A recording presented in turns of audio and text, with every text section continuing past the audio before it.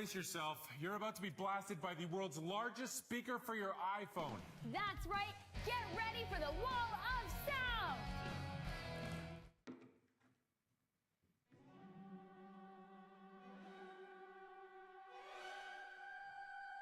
It rises a meter high, weighs as much as a pony, and if cranked up to 11, turns an iPhone into an 8,000-watt ear-bleeding sound system. This is the Wall of Sound version 2.0. It's the world's biggest iPhone speaker.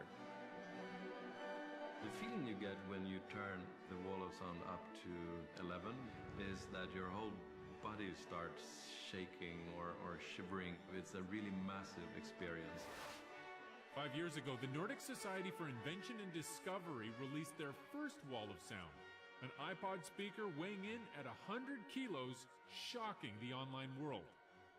They thought that we were crazy because it makes no sense to have so many speakers, but we thought it made very much sense because you get like a really interesting audio spectrum from combining all these different speakers. Now, they're turning up the volume and going 36% bigger, 71% heavier, and 95% louder.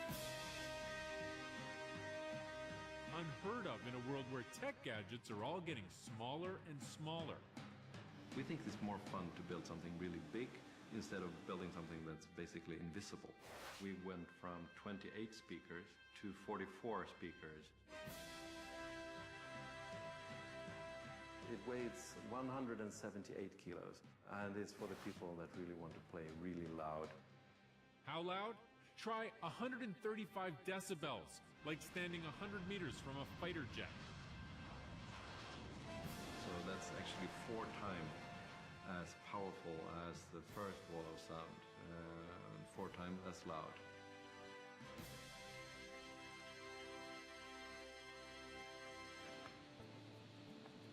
Achieving these offensively amazing levels all starts with wooden frames cut precisely and then hand-assembled. We use MDF board. It's a very easy material to work with, especially when we're making things this size, because it's very stable. When you're building like an instrument, you want resonance, but when you build a speaker, you don't want that. So by using MDF, we're ensuring that we have like a very good sound coming out of it.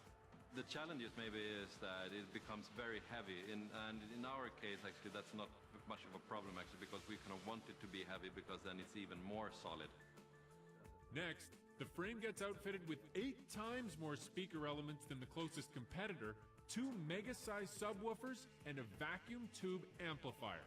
The challenges that we had when we built the speaker this size was the number of speaker elements to balance the sound in a proper way, because if you're not balancing them, they will start to compete, and you don't get like a rich sound image at all. Basically, you just get a very loud noise. The risk of building a speaker as big as the Wall of Sound 2 is not only a danger to human ear, but it's also a danger to the Wall of Sound itself. The actual speaker elements could burst and crack, and also the tube amplifier could get overheated. And that's something that happens if you play too loud and for too long. So that's why we equipped it with a safety mechanism, and that is a small monkey head that works as a fuse. Do not anger the monkey head. The eyes of the monkey starts glowing as soon as you start playing the speaker. It goes from green to blue and then red. If you keep it on red for 1 minute, the head of the monkey actually pops out of the speaker and it kind of goes away, and then you need to find it and you need to replace it in order to restart. We're going to have like several heads, and it's still not really decided which one, but Richard Nixon and the monkey, that's for sure. I prefer to listen to opera of the Wall of Sound, because that's a really, really massive, very particular experience to listen to opera. We try to be in a place that are not that populated, because we've had quite a lot of complaints when we turn up the volume.